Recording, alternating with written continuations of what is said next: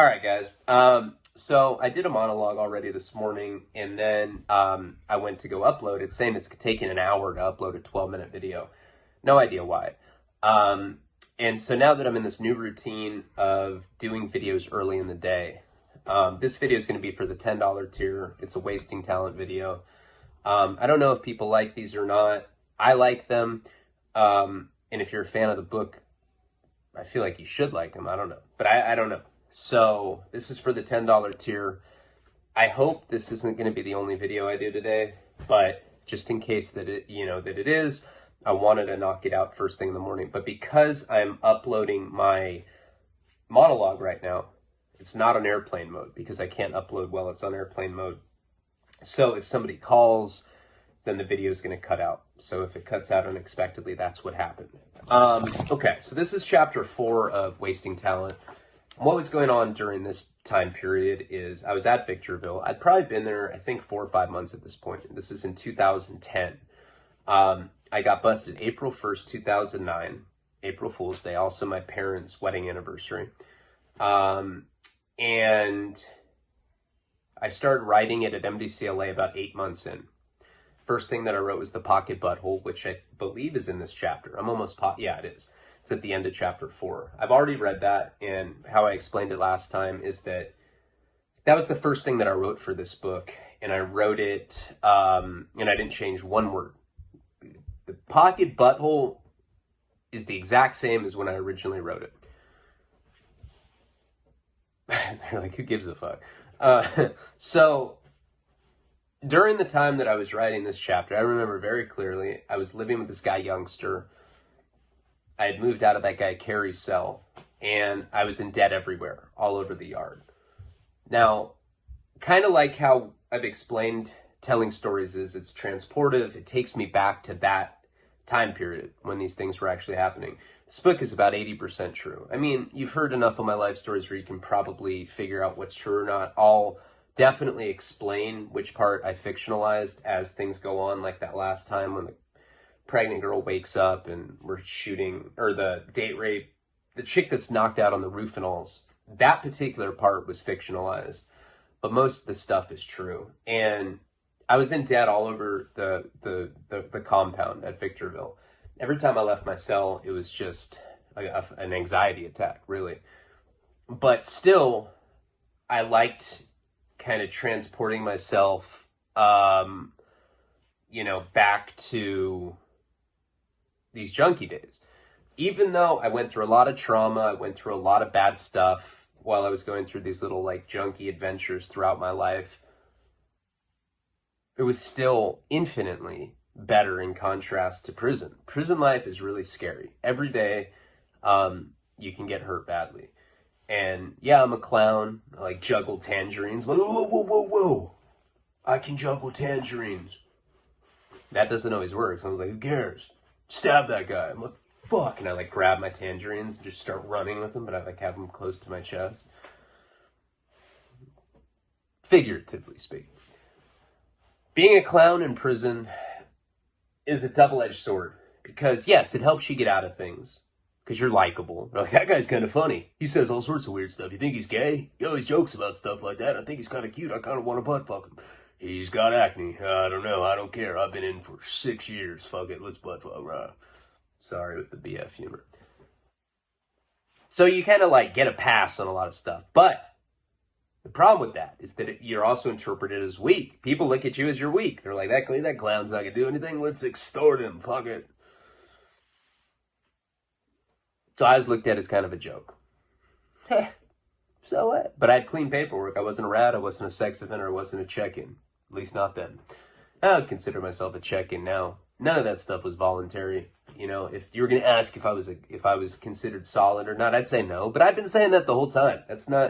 I wasn't presenting myself as some like hardcore solid convict. I'm not. You know? I don't embrace the PC shit. I'm not like, yeah, fucking rah.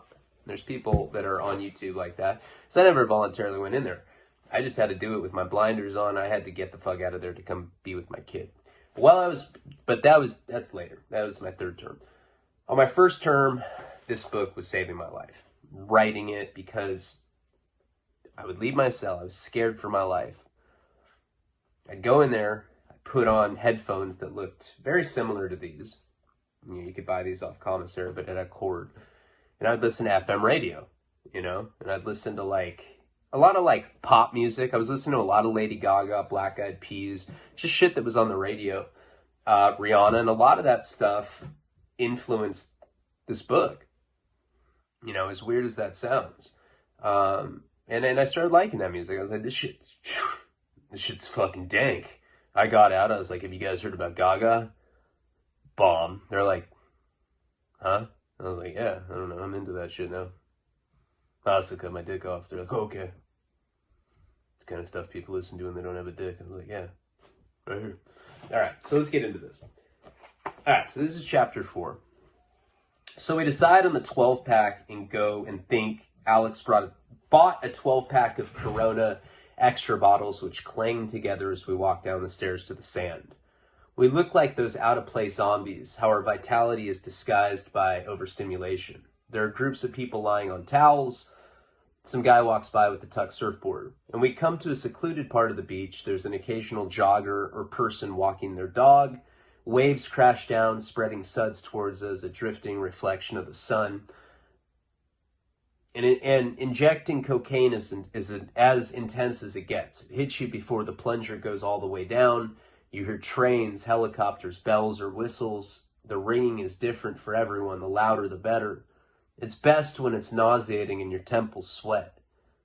This can be incredibly scary and overwhelming feeling, but it always seems to be an exciting experience. No. In sharp contrast, coming down from cocaine makes the list of one of the worst feelings that a human being can endure. You are stripped of all optimism and engulfed in some flannel-like suicidal fever. Flannel-like suicidal fever. What the fuck does that mean? Because I don't know if I know I've talked about it. When I was writing this book, the later parts of it. So I wrote the first draft at Victorville.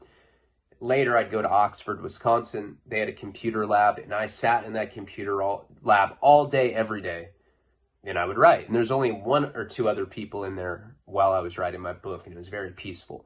One of the guys that was in there was this guy named Charlie Harper. Same name as the guy on 2.5 Men. And Charlie Harper was from Michigan. He was in there. He's the guy that was manufacturing MDMA. He got away with it, retired, and then years later, the person that was supplying him the precursors, the Sass to actually make the ecstasy, got busted. Their house got raided. In their house, they had a past client log. He was on there. Feds came and raided his house, found a beaker with, I guess, some of the precursor, film from the chemicals that you use to manufacture MDMA. He already had a criminal record. He got like 15 or 20 years or some crazy shit. Smartest guy I ever met. That's the guy that taught himself how to write, read, and speak Mandarin Chinese.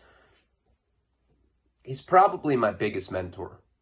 I don't know if I give that guy enough credit, but he was very literary, very, very smart. Smartest guy I've ever met.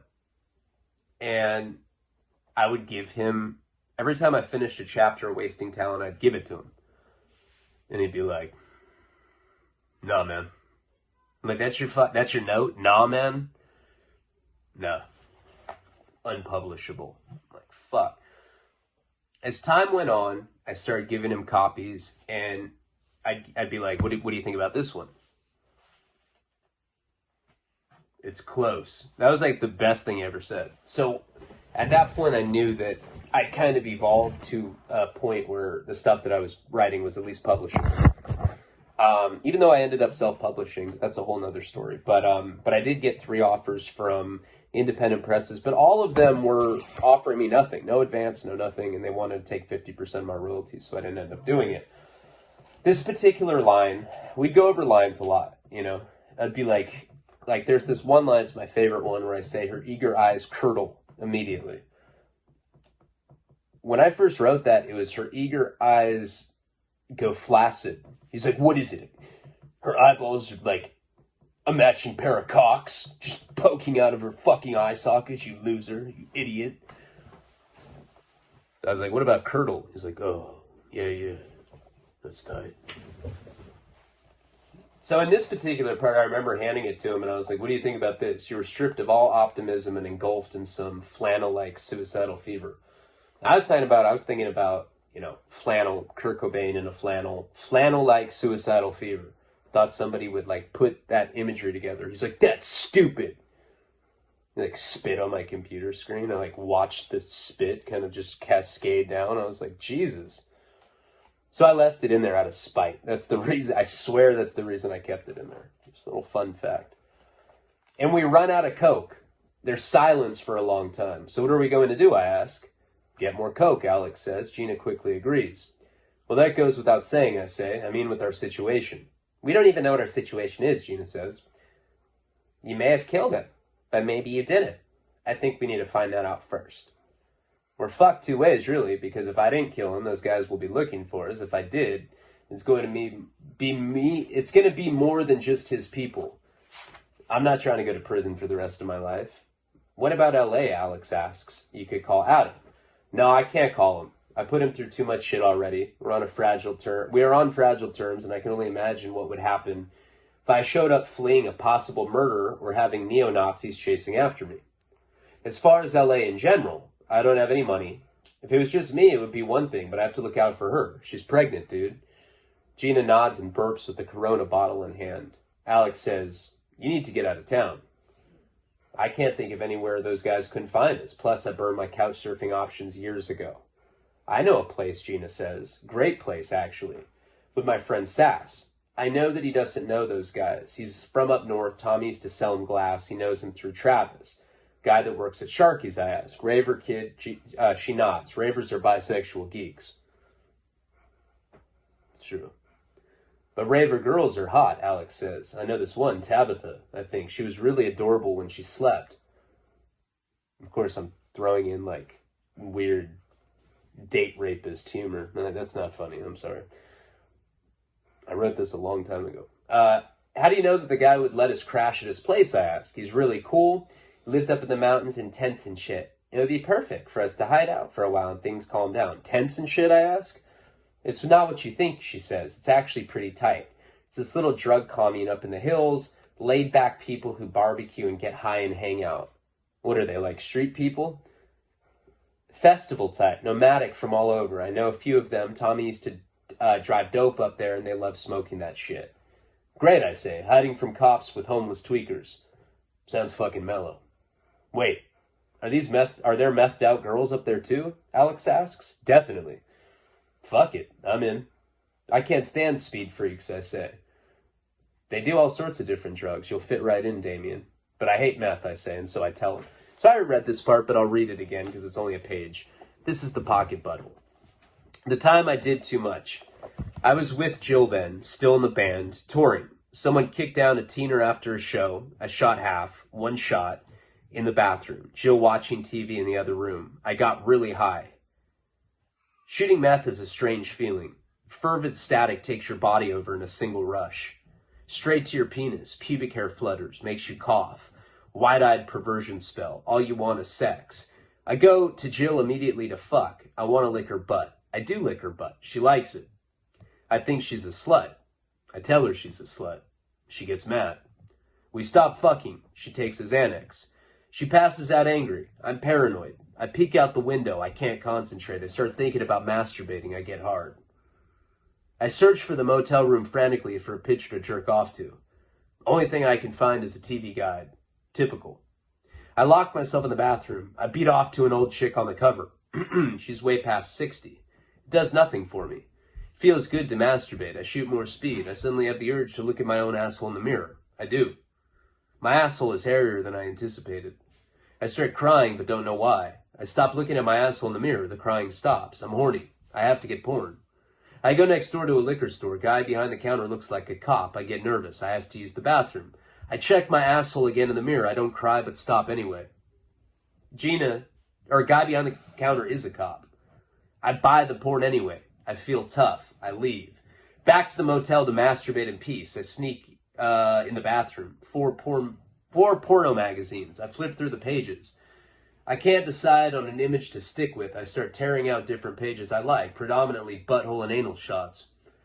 I put ripped out pages of pornography around me. I run out of room. I use toothpaste to glue the pages to the wall. Bathroom is covered with gaping vaginas and assholes. Things get weird. I go to the back of the Hustler. Chicks with dicks. Could be hip. I try jerking off to it. Not hip. I wink at myself in the mirror for not being gay, and then I laugh at the irony because winking at myself in the mirror is so fucking gay. I wink again. I did too much speed. I play with myself for hours in a perverted trance. I suddenly have the urge to drive to a 24-hour porn shop and buy a pocket pussy. I tell the guy behind the counter to go ahead and throw in a pocket butthole as well. I wink at him to tell him that I'm not gay. Then I remember the mirror and how fucking gay the wink looked. I panic. I leave the store carefully. I jerk off behind the wheel on the way back to the motel. I make eye contact with a black chick driving a minivan at a stoplight. I think she knows that I'm masturbating, so I run the light. I back to the motel safely. I see the complimentary strawberry lube that was given to me by the guy behind the counter that I winked at. When I open the package, everything looks different. The perfect vagina advertised looks like a dog toy. The pocket butthole looks like a rubber turd. I lather my ass cheeks anyway, stink in the bathroom with strawberries and masturbation. I lick the pocket pussy. I hump the pocket butthole. Jill walks in. Whoa, whoa, whoa, Alex says. You jacked off to chicks with dicks? It didn't do anything for me, I say. Dude. Going to Alex's place is an understood liability. So I didn't change a single word from that. That's completely intact. And I did, if you guys remember, in the beginning of my channel, I did a short story for what really happened with the pocket butthole. And it was when, you know, I'd lent that kid my car. This guy, Jacob, he was one of my runners. I had the pocket butthole, the pocket pussy, all that stuff in the back of his car. He asked if he could use my car to go pick up his girlfriend. I think she was like in LA or something. I was in Santa Barbara. Never hear from him again. A month later, I'm at a coke dealer's house. I remember I was doing coke with him and a bunch of his friends, and I'm outside like smoking a cigarette, all coked out. I get a call from the police, San Francisco PD. They're like, Mr. Leone, and I was like, and I just didn't say anything. I didn't want to like be like, yeah, it's me. I was fucking scared of cops, right? Your car's been in a drunk driving accident. It's been totaled, and we want to know if this kid had permission to drive your car. If not, we're going to press charges on him. We're going to arrest him for Grand Theft Auto. I said, no, he had permission. I hope he's okay. He's okay. Your car's going to be at this impound lot. So my mom's mom lived up in San Francisco, in South City, San Francisco. And she was going up there to see her. Now, at that time, I was doing Cop Busters. I was doing the stuff for Twomp Productions and Spike TV and everything. And Twomp was my company, but Spike TV was the company that was paying me to give them content. Those people, in that car, there was a laptop. There was other stuff that was important for what I was doing with that particular endeavor. I didn't know, or I had forgotten, that the night that I had shot all that meth, just like the story in here, but I didn't include what happened. I put all of those things in the trunk of my car. This big box full of porn, lube, pocket butthole, pocket pussy. And the kind of porn that I got was like hardcore. It was like Filipino fucking gangbangs. I was like, oh, this sounds fucking amazing. Let me get that. It was like select butthole shots. I was like, fire, let me get that, you know. So I had this just stack of these kind of like really trashy porn magazines. Got some of them at the liquor store, some of like the more traditional, you know, Hustler, Barely Legal, shit like that. Barely Legal, Jesus. Well, I don't know. It was when it came with the magazine. It was one of those double things. I've never liked younger girls, to be honest. Like, I'm not talking about underage girls. I'm talking about, I've always dated girls that are like either my age or older than me. Rarely girls that are younger than me, or maybe a year younger, year or two, but not, I've never been one of those guys where I like fuck with like an 18 or 19-year-old when I'm like in my 30s. It's really suspect that you're having to spend this much time defending it. Jesus Christ. Delete. No. All right. And so my mom went up to San Francisco and she's like, hey, I'm going to be up here anyway. Maybe I can grab your car. I was like, all right, cool. So she went to the impound lot to get it. And it was busy. She had to go to this waiting room, you know, like the front desk or whatever. They brought all the items in my car to her, and they had to itemize it. They had to do an itemized receipt. It was like in Austin Powers. They're like, 1 pocket butthole, 1 pocket vagina, 1, Buttman magazine, 1 barely legal, high school edition, or whatever the fuck it said. Just weird shit that I had gotten when I was all twacked out. And my mom was straight up embarrassed. I mean, of course, she was abashed by it, embarrassed. She was furious. She called me. She's like, what in the hell is going on with you? Are you on drugs? I was like, you know that I am. What happened now? What did she call it? She called the pocket butthole something funny. She's like, a rubber anus? Really? I was like, so what? I love rubber anuses, but yeah, so the real story behind that's pretty funny.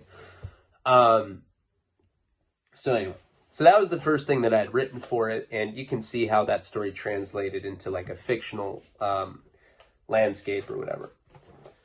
But picking up more cocaine is imperative, and then we make our escape to the mountain commune. When we get to Alex's condo, we park a block away. 6:45 sun is silhouetting a couple of rollerblading girls. We're surveying the perimeter, and there's no sign of trouble. We'll go in first, Alex says. Wait and watch, make sure nothing funky is going on. Then come shower, clean up, pack, and we'll get out of here.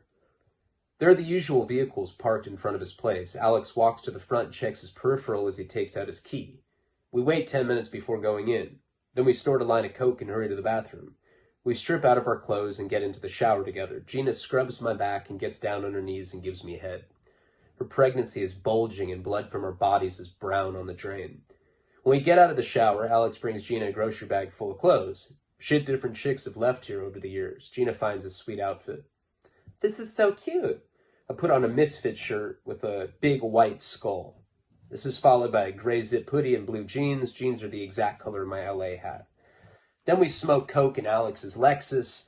A Jack Johnson song comes on the radio. I sing along and Gina says that I have the most amazing voice. I know, I say. Jesus.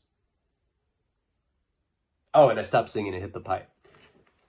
The reason I put Jack Johnson, if you know who that is, he used to be a pro surfer and he became a professional singer. He used to coach surf camp when I was a kid, and he was actually my summer camp counselor. He taught me how to surf, Jack Johnson, and he became like a really famous singer. I actually saw him be one of the headliners at Coachella. It was just amazing to see him like get that kind of fame. Really, really, really nice guy. I smoked some weed with him. Probably when I was like 18 or 19, we were at this beach, this private beach called Hammond's. And I forget what we were doing, but I remember it was like probably like 4 p.m. I was with my buddy, this guy Max, the guy that he used to be one of my best friends. I had a falling out with him. Probably I'll be friends with him again, but our falling out is like one of the major crux of the third act of my documentary, because he's got a shitload of money and he was trying to finance my film. He could snap his fingers and finance the whole fucking thing. He could probably put $1 million into it. But we had this really nasty falling out, and he had already put in like 10 grand in the film and he took it back. I love Max. It was a misunderstanding.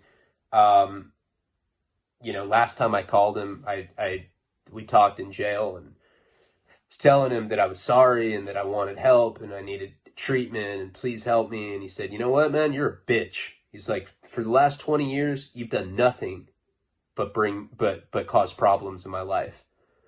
You have delusions. You think you're going to be some famous writer. You're not. You're just a bitch. And I hope you die in there. And he hung up. I swear, that was the last conversation I had. And he's like, I can't wait to see you when you get out. Now, thing is he's pretty big, muscular man, covered in tattoos. But I'm not a bitch. I don't want to fight him, and I don't think that it's going to come to that. I know that since that call happened, he's written to Karina on Facebook multiple times. Father's Day will come up. Hey, wish Ryan a happy Father's Day. Let him know I love him. He has tried to reconcile it on his side. It's really complicated. We've had falling outs and stuff, but at this point, I don't know. I'm just kind of still letting time heal it. I mean, you see in the documentary, really weird shit went down between us. I was calling him out. I was like, let's fight for money. We'll do it for charity. I'll do it for $100. I'll knock you the fuck out legally. Like, I was saying some really awful stuff to him. But anyway, one time I was with him when I was 19, and I don't remember what we were doing, but we were walking through this parking lot at a beach, and we saw Jack Johnson. I didn't see him since I was a kid, and Max was like, let's ask him to smoke weed with us. I was like, okay. And he's like, yo, Jack Johnson. He hailed him like he was a cab. He's like, yo, yo, yo, yo. You want to smoke a bowl? He was really nice, and he smoked, and I was like, hey, you taught me how to surf when I was a kid, and he was just super, super humble, down to earth. He's married to a teacher, one of Karina's teachers from high school, and he came and did a surprise show for them one day. Like, they were like, okay, we have an assembly. And it was like Jack Johnson doing acoustic shit. Nice guy. Katy Perry went to that high school too.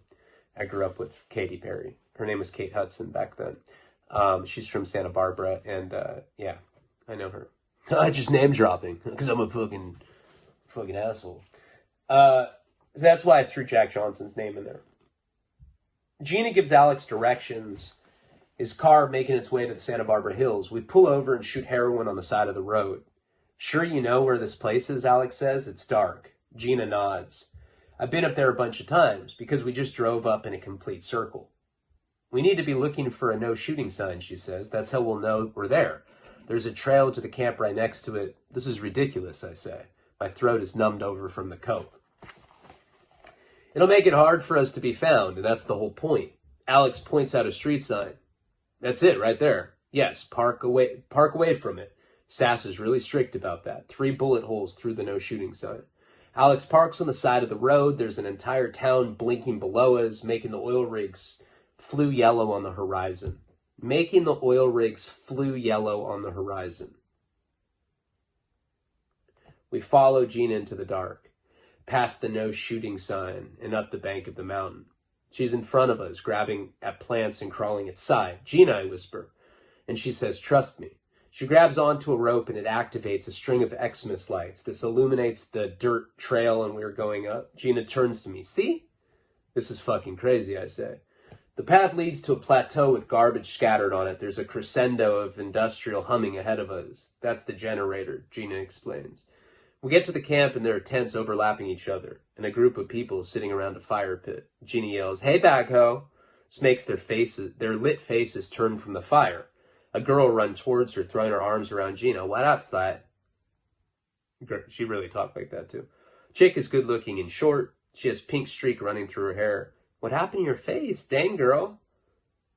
I'll bring you all the way up on it, Gina says. But these are my friends, Alex and Damien. Hi, she says. I'm Angie. She tells us to come and meet the guys. The 2 guys sitting around the fire have O eyes. O, like saucery eyes. Sass, one of them says. I'm in charge here. He's in his early 20s, dreadlocks spilling out of his hood. This is with the kind of face that's been through some shit fashionably. It reminds me of expensive jeans I used to boost from department stores, the kind that are ripped and tattered on purpose. The other guy is younger and swigging from a bottle. He has a curious expression and is talking with a motor mouth. I'm Chad, he says. He's asking questions faster than I can answer them. Your face, people after you, is it the law, dog? Angie says that my face looks icky-ish. Thanks, I say. No. I didn't mean it like that. It just looks like it hurts. What happened to you guys? Gina tells her that I went kung fu fucking crazy on bad people. He booked one of them, she adds. What does booked mean? He stabbed them. Jeez, that's crazy. What did it feel like to stab someone? Ever stuck a butcher knife into a pumpkin, I say? Angie's mouth opens wide like the guy's eyes. Okay, so obviously you guys have heard a lot of these true stories. So I'm sure you can kind of piece together what's true and what's not from that. So I did stab a skinhead when I was 19.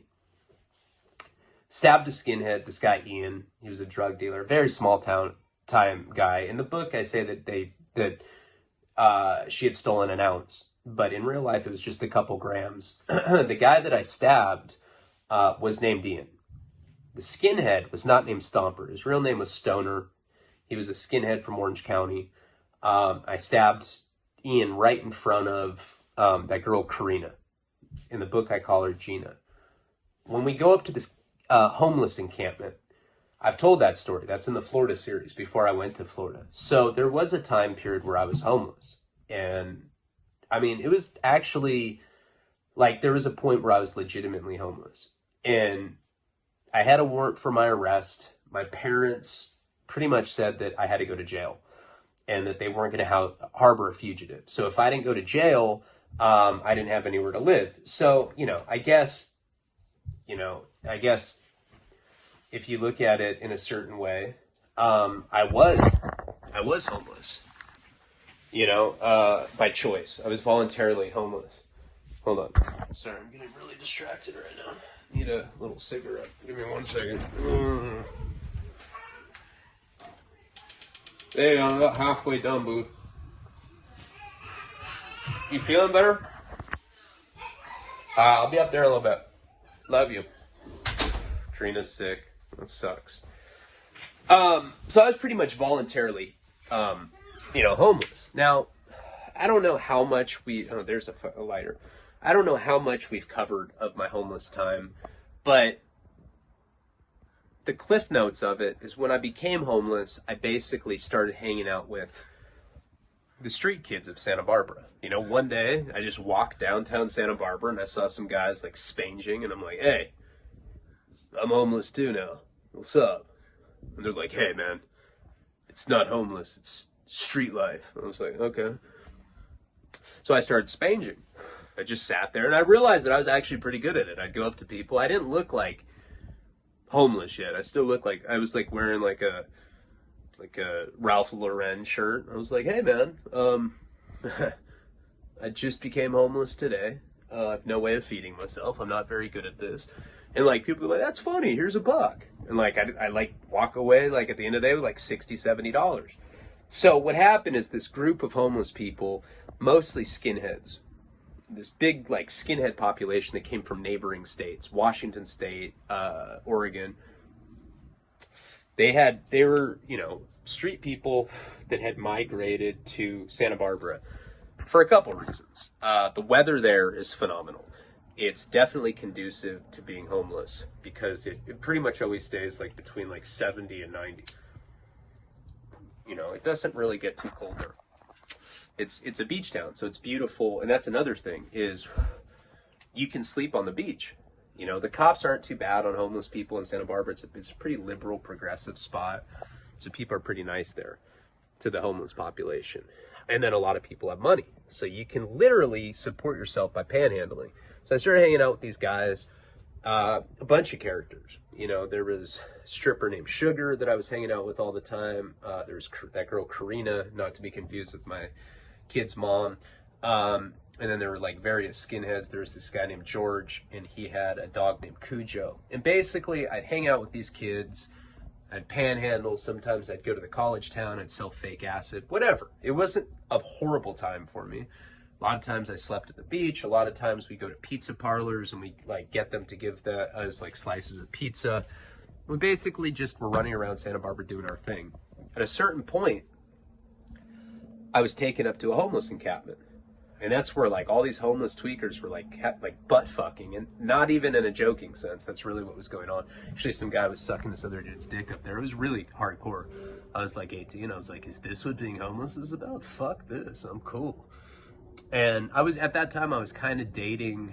I had a couple girls that I was like hanging out with or whatever. So sometimes I'd be able to stay at their parents' house or whatever it was. But what I'm talking about in Wasting Town in this part is that homeless encampment. And of course, Sass is based on my Molly dealer. He didn't have dreadlocks. He didn't look fashionably rough or whatever the fuck I said.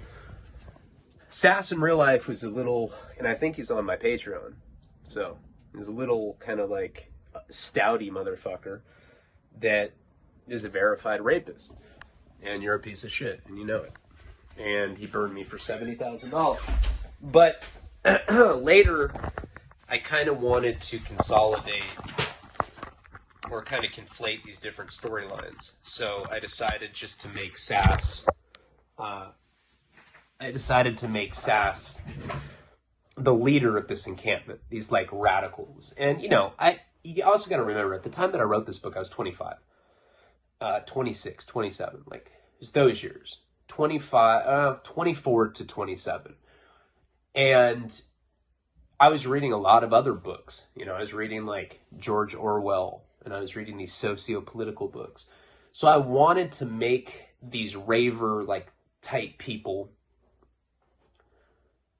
kind of a representation of like what the Occupy Wall Street movement was at that time. Now, looking back, I should have just left all that shit out of it because it doesn't go anywhere. So I guess, it's considered bad writing because it's basically plot stuff that never got fully fleshed out or whatever. But that's the reason that I put all that stuff. So now we're going back to it.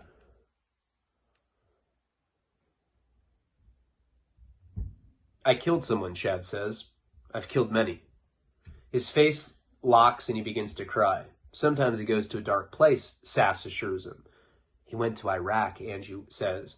Chad whispers something about sublimation. Sublimation is basically like when you teach somebody something to conform to social norms. And it's just a word that I had learned. I was like, I'm going to throw that in there. There's a lot of shit like that in this book. Angie rolls her eyes. He does this like all the time. You guys want some booze? Sass asks. It helps Chad. Now, when Chad, this character, I based him off this guy named Ben. And I told you guys that story. My Molly dealer, he was like pretty sophisticated electrician. He was also a graffiti artist. And he would travel around the country doing graffiti, doing these like really, really high-end grow operation installations. Setting up warehouses, blowing up houses. That's how he supported himself. The first time I met him, I gave him a Suboxone. He was a former heroin addict. He was already tripping on acid when I gave him the Suboxone, and as soon as the Suboxone kicked in, he started crying. This is the first day I met him. I was like, what the fuck? And Sass, or the real Sass, was like, sometimes he goes to a dark place. And that always kind of stuck with me, so that's why I put that in there. I could use a drink, I say. Angie says it's in Penelope's backpack. Sass gets up and goes to a pile of stuff, and he's searching for the alcohol, and Alex shoots me that look. I'm coming down and I need another fucking blast now look. Whiskey or vodka? Sass asks. I'll go with whiskey, I say. My kind of guy. Then he hands me a bottle of Wild Turkey. Chad is hugging his knees, rocking back and forth. This is as we pass the bottle around. So you guys are going to need to hang out for a while then, Sass asks. That's the plan, Gina says, if it's cool with you. That depends on a few things, Sass begins. If your friend stabbed a man, will there be some sort of ramifications? Were you followed here? And most importantly, do you trust the government? It's lame, Like I said, if I could go back, I'd change that part of it. Note, although this sort of paranoid monologue would usually engage me, I'm on my own trip now. The alcohol is slightly addressing the come down, but my need for another hit has taken an ugly urgency. So I'm about to ditch Alex, every man for himself. But he has the crack tube, meaning that we have to sneak off together. So, are you guys going to the party then with us? Angie asks. What kind of party? The good kind. Oh, I'm sold. She turns to Alex. What about you, party pooper? By now, he is chalky looking. It's a wrap then. You guys are coming with Damon and your party pooping friend. It's Damien, I say. It's kind of a Leo and Leone reference. Whatever. It's going to be hella fun. It's in SF. And I'm going to wear my new butterfly wings that Blair gave me. You don't know Blair, but she's dope, and she's coming with two. It's got a Mario Brothers theme, and there are going to be all sorts of dope dudes spinning. Hey, what kind of music do you guys like anyway? So I made Angie annoying on purpose. And the reason is because later on in the story, she dies. And I want her to be so annoying that when she dies, you're like, good, that bitch was annoying. Almost to vicariously express what it's like when you're desensitized because of addiction. Her annoyance is supposed to like dilute the impact of her dying. If that makes sense. I don't think I did it right. Again, I was a kid when I wrote this, so there's things that I definitely was trying to do that I didn't do right because I just wasn't, I I hadn't developed enough in the craft or whatever. But they're talking about going to a rave party, and obviously Blair's the love interest in this story. We haven't met her, but we're about to. And people always ask me, probably the number one question that people that like the book ask is, who is Blair based off of? Blair was not based off of anybody. She kind of was a mix of different women that I've dated. But more than anything, she was my ideal woman. If I could have any girl, it would be somebody like her. Like a contrast to, and we're not even talking about me, we're talking about Damien. This would be the perfect contrast to him. That's why I made her a raver princess and him a heroin addict. So it's like the dirty, grimy dope fiend to the more like idealistic and clean rave princess, Blair. There's a few things throughout my life that have happened. And I had these visions of the future. One of them was when I was probably 18 and I was with Kate. We're in that Boston series right now. She's the girl from that series. That's her real name. One night we had been up for like 4 days on meth, smoking meth. And we had this drug dealer, this piece of shit that later got busted for being a pedophile. And I knew the girl that he was molesting. I mean, it was consensual, but she was 15 and he was like 25. That's a chomo to me. No, I didn't do stuff like that. And I'm a piece of shit, but I wouldn't do something like that. And he gave us ecstasy. Now, we've done ecstasy in Boston, whatever. It wasn't the first time that we had done it. But for some reason, probably because we'd been up for as many days as we had been, it was a completely hallucinatory experience. I saw these like beautiful, intense tracers. And I remember looking at her, and she was kind of like hovering above me. And like, it almost looked like the stars were shooting. And they made like some sort of halo around her. And it reminded me of Natural Born Killers. Kind of like that psychedelia of that. But I remember looking at her and she looked like a rave princess. And I had this vision that someday she was going to be part of some sort of creative output. I don't know. I didn't know what then. But that image always stuck with me, and that's what Blair is. Plus, she's based on different women that have tried to get me sober throughout the years. But,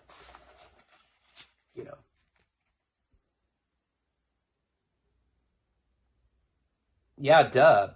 But dance music, like drum and bass, what? I bet you like house. You look like a house cat. House? I say, hey, what the fuck is that supposed to mean?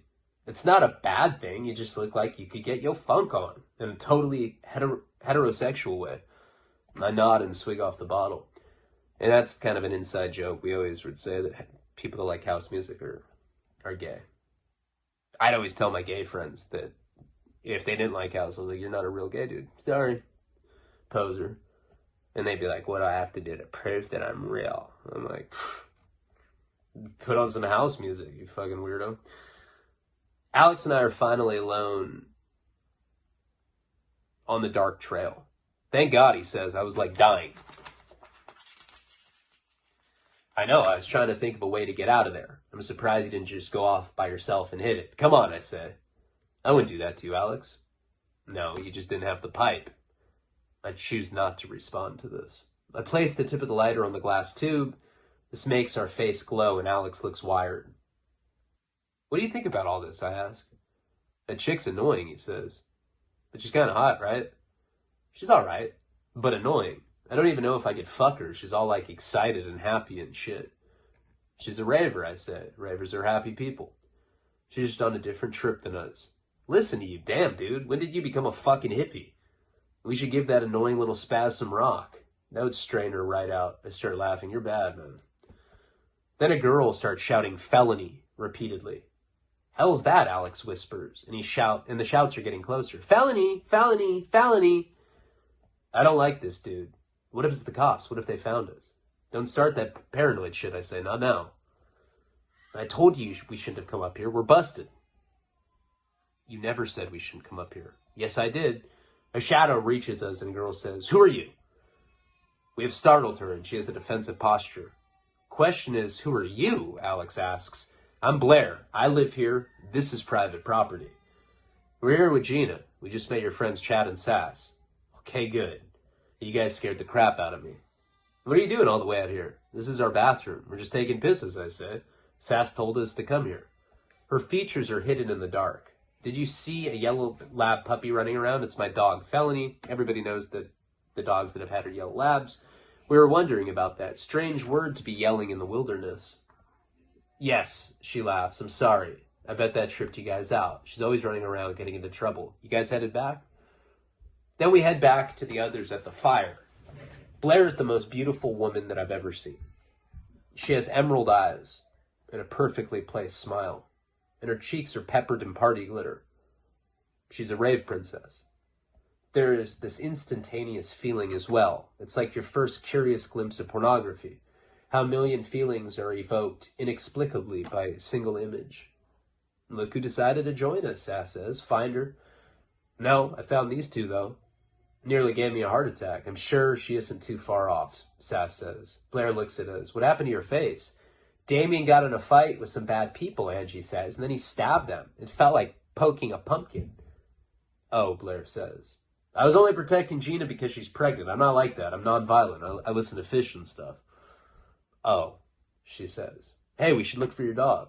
She doesn't answer me. Damien, Sass says. How about you and me go for a walk, smoke a joint?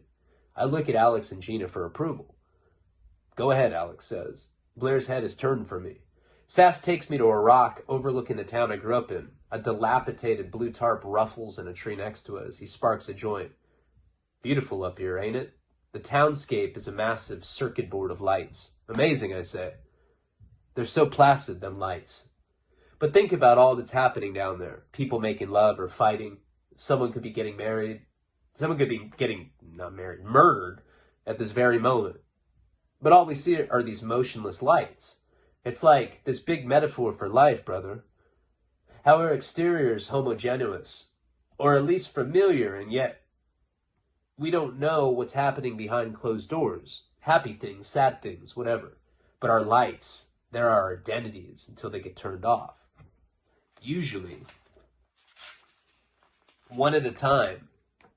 And then we become just another dark spot, lost amongst the rest. He smiles after this line, obviously rehearsed. Or until the sun comes up, I say. I cough from the joint. Man. I laugh, and he shakes his head, annoyed by the mockery. Do you believe in God, he asks. I don't know. I used to. What happened? I was raised Catholic. This is me talking. But don't agree with the tenets of Catholicism. I'm opposed to any form of organized religion, but to tell you the truth, it's a topic that I don't really give a fuck about. What about politics? Sass asks. Again, something I care very little about. I definitely consider myself a liberal, but the whole notion of compartmentalization is a turnoff. I stay away from any shit that aims to throw you under one umbrella term. I think it's just a way to control people. Aren't religion and politics the two most taboo topics of conversation? Not if you don't believe in either of them, Sass says. You look like a comic book character with them raccoon eyes under the hat. No, marijuana is my least favorite drug. It always makes me feel incredibly insecure and question what people think about me. But this guy is such a fucking weirdo that I'm too distracted to think about it. And I talk about politics and I talk about religion. Interesting, because all fiction inadvertently mirrors an author's inner life. What's going on at that time. And it's almost like a time capsule. Like things that I put in that book then, I can look back at and be like, okay, that's how I was thinking about things back in that time period. So back then, I considered myself a liberal. I was an atheistic liberal. I didn't believe in God. And I was into, this was during the Obama administration. It was identity politics. I was like, oh, black guy? Fuck yeah. Let me sign. I love black people. Fuck it. I thought that it was a good step symbolically for the country. And I bought into some of the, some of the stuff that he had been boasting or, promising. Healthcare reform, ending, preclusion from pre-existing conditions. And Jenny was epileptic, so I saw what it was like with somebody struggling with pre-existing conditions firsthand. My parents are hardcore liberals, so I was raised that way. Obama goes into office, I go to prison, I start reading like hardcore anarchistic literature, also libertarian stuff. It radicalizes me because I see that Democrats are essentially neoliberals and Republicans are even further right than that. So we're a right-wing country, and I'm inherently a pretty left-wing guy. But it's funny, the older I get, the less I identify as liberal. I identify with a lot of people on the far right. Most of my best friends are libertarian. Jeff's libertarian. Ryan Romney is a hardcore Republican. I'm not a Democrat. I don't like Democrats. I don't like Republicans. It's funny, though, because back then I was all about a Democrat. And I consider myself a liberal Democrat. I got this tattoo of this donkey because I put in some work in prison. And I was supposed to earn some political work. It's a donkey. It's the logo of the Democrats. So as a joke, because everybody made fun of me because I was a liberal, it's like one of the only liberals in prison. I was like, I'm going to get the Democrat donkey as my political ink. And everybody thought that was really funny. But I've evolved out of that. And I'm definitely not atheist anymore. I went from being atheist to agnostic to I believe in God. And I pray. And I wake up every day grateful to God for giving me another chance. But that's because I have a son now and I have a reason to live and I'm grateful. And I try to live in gratitude. But it's funny that I evolved politically and spiritually from when I wrote this. And that little time capsule is illuminating to see how I was in that specific time. Nowadays I believe in God and I don't like Democrats. I don't like Donald Trump, but I don't like Joe Biden either. I don't like Democrats. I don't like Republicans. So anyway, and it's a taboo. It's divisive. It's polarizing. I try not to keep any political opinions in my work. Marijuana is my least favorite drug. It makes me feel incredibly insecure and question what people think about me. But this guy is such a fucking weirdo that I'm too distracted to think about myself. And that's true. We've talked about it. I smoke weed and I'll say something and then I'll be like, hey, in my mind, I'll be like, is what I just said sound cool? And then I'll be like, why am I thinking about that? Who gives a fuck? I don't think like that when I don't smoke weed. I don't like weed. I smoke it at night as a medication. I'm trying to get completely sober right now. I think that my wife and son deserve that, and I'm trying to do that. I point to my face. This was a necessary evil. I was protecting myself. And I'm not knocking you for that. I completely understand. There are a lot of things that are worth fighting for, brother. Up here, we have something going and we're selective with the people that we bring into it. We have an agenda and we need to make sure that no one is going to interfere with what we're trying to accomplish. What kind of agenda? An anti-government agenda, Sass says. That's cool. I'm very stoned now. So I just want to know who you are. I'm 27. I was born and raised in Santa Barbara, California. Not true. I was born in Boston. I moved to Santa Barbara when I was 3. You can't beat the weather, I say. It's exceptional. I could have been a famous musician, but I fell to drugs. That's all I can say to define myself. Sass is 24. He's from Northern California, not too far from Mavericks in Santa Cruz, he says. Right now is the time to revolt against the government. It has become so goddamn tyrannical. And the republic has been bought by corporations. They've hijacked democracy with their corporate agenda. It's sickening, really. By now, the weed has finally made me space out. Sass is using words like oligarchy, plutocracy. But I'm thinking about a Mexican chick that I've been fucking lately, who is so thin that she looks deformed, and I'm suddenly concerned. The whole subprime mortgage thing was a man-engineered cataclysm, and no one went to fucking jail for it. We're talking about a slew of families that were intentionally impoverished so that the corporate thugs could use private jets to shop Rio with their mistresses. But then the government is going to lock up street-level crack dealers for 20 years at a time. and we go into other countries and we do whatever the fuck we want. We're these imperialistic bullies, and it is patently wrong, man, Sass says. The Mexican chick always has to use the restroom after we have sex.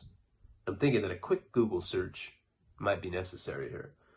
Now is our time to combat it, Sass says. We have the technological capabilities to mobilize our efforts. Occupy Wall Street. The thing with Cairo was going on at the time, I believe. Imagine the 60s if they had had Facebook. This is a movement we're part of up here. And she's always eating handfuls of calcium and fish oil supplements. If that isn't suspicious for a heroin addict, then what is? So we steal from the rich as some sort of poetic justice. We do identity theft and other scams, and we party with a network of like-minded revolutionary types. Chad was discharged from the military and supplies us with weapons. We live in total sovereignty up here, and we're making a socio-political statement against the aristocrats, like how we steal pets from the rich people and then return them for reward money. Now, this is real shit that I haven't talked about yet, but it's in the Boston series.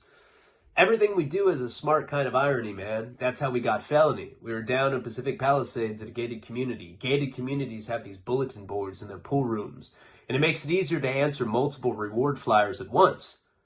Anyway, when we went to return her, it turned out that the owner was the chief of police. So we got this animal hostage, and she's a potential felony, and there just ain't no way we're going to return her to some fascist fucking pig, man, Sass says.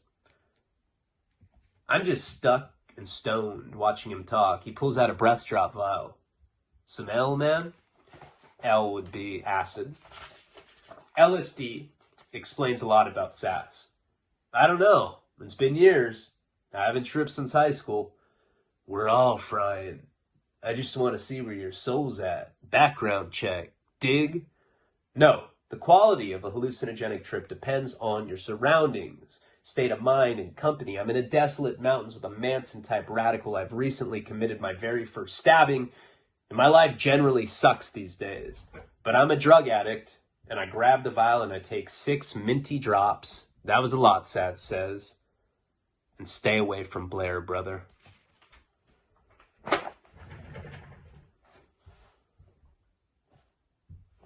Dun, dun, dun, dun. All right, so that is chapter 4. So, some of these videos I'm going to talk about what was going on while I was writing it. Sometimes I'm just going to provide commentary. Basically, that first book, like I said, there's a lot of mistakes that I've made. At that time period, just to close this,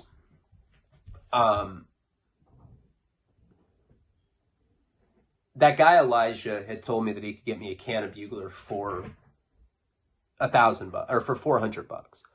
I think 800, and I was going to get half of the Bugler jar.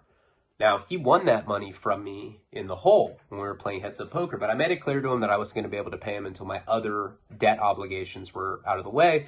So what I was trying to do was trying to buy that can of tobacco, the half a can of tobacco, so that I could make more money. I was trying to cross-collateralize or, leverage it against that, whatever. So I ended up giving him $400 in stamps that I'd gotten from that Paisa guy, this guy Jerry. Super happy Paisa that was doing life. I don't even think he knew that he was doing life.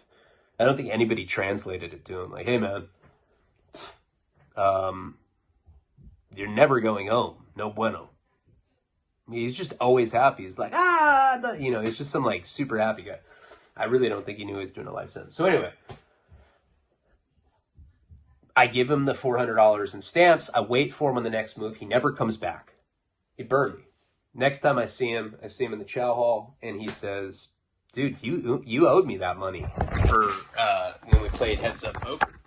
It's not my fault that you lost. So he basically knew that I was in debt, and he knew that if he told me that if I went halves with him on this Bugler deal, that he would, because I basically said, yeah, if you can do that deal, I can get the $400 in stamps right now, then I'll have the ability to pay you. But I don't have the ability to pay you, and I'm not for a long time because I'm in debt. I'm in debt right now. So I see him at the chow hall. I'm like, what's up, man? Because I went and I waited for him on the moves. I waited for him at yard. And he's like, I won that fair and square. And I was just like, and this guy was like 6'6", redhead guy. He was literally a hitman or a collector. He got paid to go collect debts from people. He was a scary guy. He had scars all over. Looked like some fucking rapist from a fucking Archie comic book or something. It was crazy. So I knew this kid. His name was JP. And he was from Bakersfield. He's probably 5'5". He had stars tattooed on his eyes. Crazy motherfucker. I saw him talking shit to the guy that was running the yard one time. The guy that was running the yard was some big boy. Big old Peni skinhead. Public enemy #1. Big, connected. That's almost as powerful as the Aryan Brotherhood now. Aryan Brotherhood is like opening the books for these guys. And they got in an argument, JP. This guy was like, I don't know, over 6 feet tall. Big old skinhead from Peni. And JP just fucking cracked him. Uppercut right under the jaw. Knocked him out cold. Blood everywhere. And he's like, what? He's like, I don't give a... Because he's like, I run this yard. JP's like, I don't give a fuck. I don't give a fuck what you run. You know, fuck your feelings. Bam! Cracked him and knocked him out. This guy was a hardcore junkie. Hardcore. One of the worst heroin addicts I've ever met. And he was always high, so his, like, star eyelids were always showing. So I went up to him.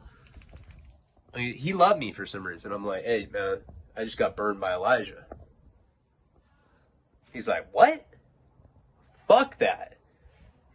I'm going to say that was my money. Now we got a problem with me. When we get into the next video, I'm going to talk about what happened with that. I've explained the story before, but we'll go into more detail. And it kind of correlates with, chapter 5, chapter 6, and we'll just continue the storyline. I really appreciate you guys. I'm proud of myself for knocking this out first thing today before I go for a walk or do anything else. I'll probably have time to do another one today, maybe not. I'm certainly going to try to. This is going to be on the $10 tier, so I'm going to try to do one for the lower tier. And then for the $20 tier, I'm going to do the naked girl soon. Probably, I don't know, the next couple days. Appreciate you guys all. Palabra.